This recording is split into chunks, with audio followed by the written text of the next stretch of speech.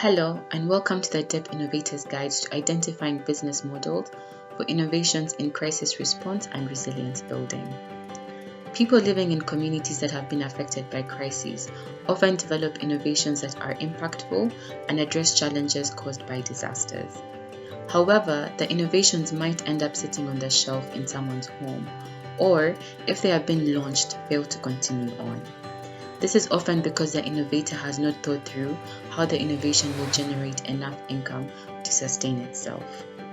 The guide provides information on the things that innovators in humanitarian settings should be mindful of while they're developing their innovations. It aims to help innovators identify how the innovation is going to sustainably be used by those whose life it is seeking to improve. Identifying a business model, particularly the revenue model, is a critical part of this. Simply put, a business model is how an innovator will structure the production, delivery, and revenue model for ensuring the innovation can provide its value to as many people as possible. At this stage, the innovator should have already designed the innovation for a particular target group of users. The guide helps identify whether users pay for this service or whether another organization or person pays for it on their behalf, what we call an intermediary or proxy buyer. Answering all the questions in the guide will take time.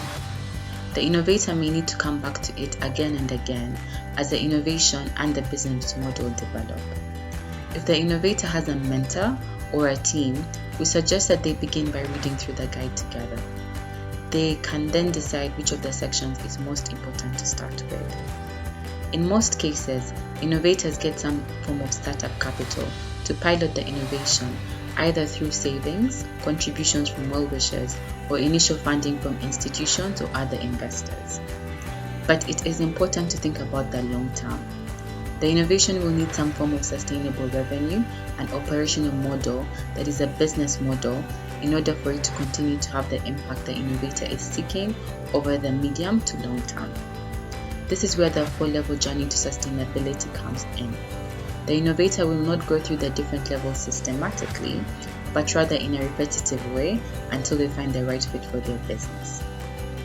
The first level is understanding the value of their innovation. This is done by asking themselves, what problem are they trying to solve? Is the problem faced by the intended user? And does the innovation address the problem? It is important to ensure that the innovation that is developed directly addresses the problem faced by the people who will use the innovation. Level 1 in the guide helps the innovator to think about their original problem statement and to check whether it needs to be reviewed or changed. It also helps the innovator to think about whether they have enough evidence that their innovation works. It asks an innovator whether they have an innovation that the problem that they're trying to address is important, their innovation solves the problem, and their solution performs better than the alternatives. Having an answer to these questions is an important foundation for developing the business model. The second level is identifying the market. Identifying not only who will be using the innovation, but who will buy the innovation.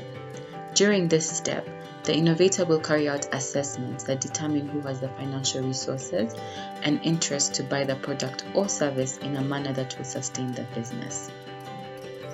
The second level of the guide will help the innovator to think about who might buy the product or service, how many potential buyers are there, do they see this as a priority for their spending, and how much will they spend on it. Once the innovator has decided on the market, he or she will be ready to think about how to sell. The third level is where the innovator develops the selling and pricing strategies to support the business model. We have identified 4 main types of models.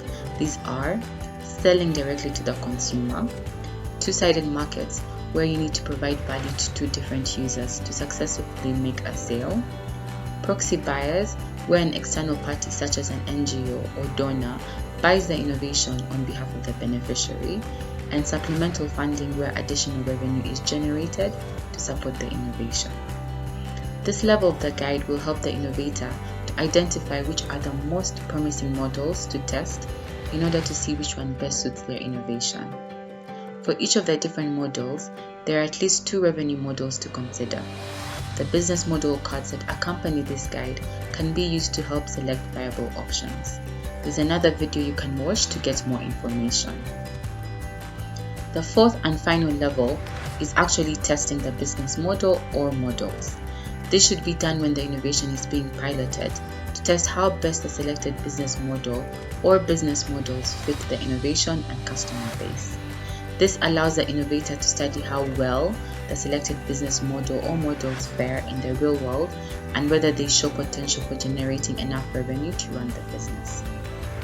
The final stage of the guide will help the innovator to think about how much funding is needed and where to get it from. The data they collect will help them to take a closer look at the operating costs for the innovation, including the funding needed to deal with unexpected challenges, pay a team, and support future growth. The next step will be to engage the potential buyer. In the future, the innovator may need to revisit their choice of business model or even consider other customer groups. But by going through the steps in this guide, they'll have laid a strong foundation for the future.